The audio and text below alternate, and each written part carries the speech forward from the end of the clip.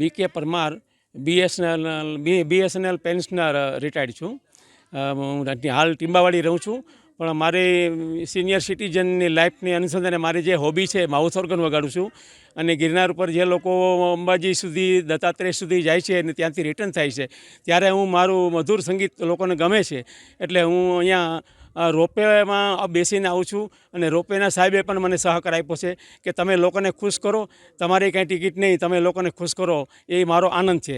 એટલે મારું ગીત સાંભળી અને લોકો ખૂબ ખુશ થાય છે અને માનસિક રીતે ખૂબ જ હળવા થઈ જાય છે એવો મને જાત અનુભવ છે.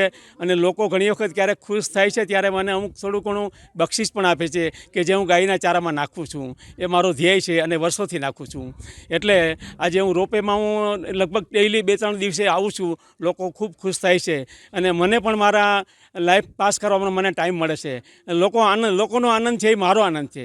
એટલે હું જૂના ગીતો, ફિલ્મીના ગીતો, ધાર્મિક ગીતો એવા ઘણા 100 જેટલા ગીતો હું વગાડું છું. લોકો ખુશ થાય છે અને એ જ મારી લાઈફમાં મારો આનંદ છે. લોકોનો આનંદ એ મારો પોતાનો આનંદ. જય ભારત, જય હિન્દ.